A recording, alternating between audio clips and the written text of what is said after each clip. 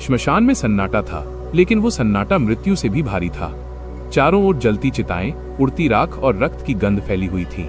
महाराज विक्रमादित्य वहीं खड़े थे, निडर, स्थिर और धर्म में अडिग। उनके सामने बैठा था वही अघोरी, जिसकी हंसी में पागलपन और आंखों में अहंकार था। मां श्मशान काली के अंतर्धान होते ही अघोरी जोर से हंसा।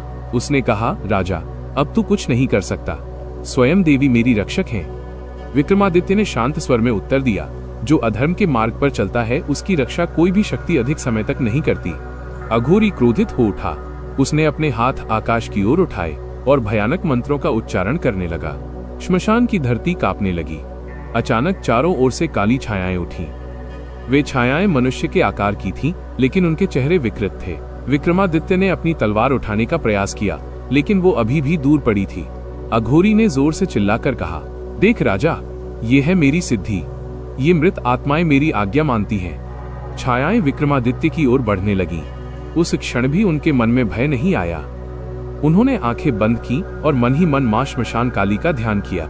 मां, उन्होंने कहा, यदि मैं धर्म के मार्ग पर हूं तो मुझे शक्ति दीजिए, यदि मैं गलत हूं तो यही मेरा अंत कर दीजिए। यह कहते ही विक्रमादित्य भूमि पर घुटनों के बल बैठ गए। उन्होंने श्मशान की राख अपने मस्तक पर लगाई। यह दृश्य देखकर अघोरी ठहाका लगाने लगा, पर तभी श्मशान की आग एक साथ भड़क उठी। हवा तेज चलने लगी और धरती पर लाल प्रकाश फैल गया। मां श्मशान काली पुनः प्रकट हुई। इस बार उनका स्वर उग्र नहीं था, बल्कि गूढ़ और गहरा था। राजा, मां ने कहा, तू मुझसे क्या चाहता है? विक्रमादित्य ने सिर झुकाकर कहा, मां, मैं शक्ति नहीं चाहता, मैं केवल अधर्म के अंत की अनुमति चाहता हूं। यदि ये अघोरी आपके नाम पर पाप कर रहा है तो उसका अंत ही सच्ची पूजा है। मां काली ने अघोरी की ओर देखा। पहली बार अघोरी के चेहरे से मुस्कान गायब हुई। उसके हाथ कांपने लगे। मां ने कहा, राजा, वरदान मांग, पर ध्यान रख, जो मांगेगा उसका भार तुझे स्वयं उठाना होगा। विक्रमादित्य ने बिना एक पल सोचे कहा, मां, मुझे वरदान दीजिए कि इस अघोरी की मृत्यु मेरे हाथों से निश्चित हो। श्मशान में सन्नाटा छा गया। अघोरी चीख पड़ा, नहीं मां, मैं आपका भक्त हूं। लेकिन मां श्मशान काली ने इस बार उसकी ओर पीठ कर ली। मां बोली, भक्त वो होता है जो रक्षा करता है, न कि बलि देता है। मां ने वरदान दे दिया। उसी क्षण विक्रमादित्य की तलवार स्वयं उड़कर उनके हाथ में आ गई। तलवार से दिव्य प्रकाश निकलने लगा। अघोरी घबरा गया। उसने तुरंत अपनी मायावी शक्तियों का प्रयोग शुरू कर दिया। उसने अपने मायावी दानवों का आवाहन किया और पल भर में ही वहां मायावी दानव प्रकट हो गए। अघोरी ने उन दानवों को आदेश दिया कि ओ इस राजा को मार डाले। दानव विक्रमादित्य की ओर बढ़े। विक्रमादित्य डरे नहीं। फिर दानव और विक्रमादित्य के बीच एक भीषण युद्ध हुआ और फिर विक्रमादित्य ने उन सभी दानवों को अपनी तलवार से मौत की नींद सुला दिए। अघोरी बहुत क्रोधित हुआ। पूरे श्मशान में भ्रम फैल गया। कहीं 10 अघोरी दिखने लगे, कहीं 100।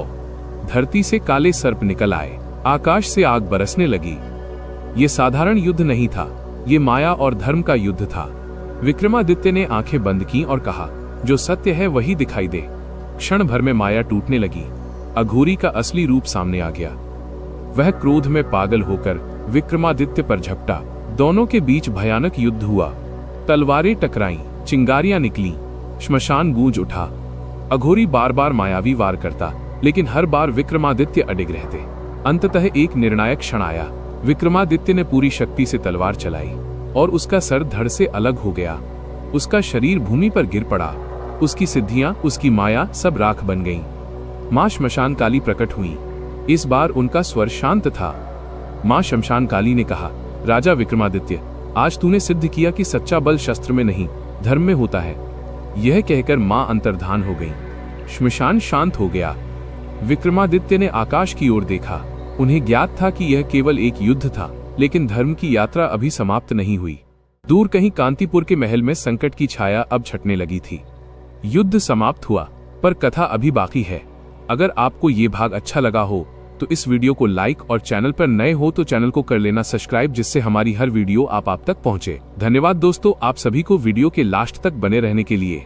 इसका अगला अध्याय देखेंगे भाग 3 में।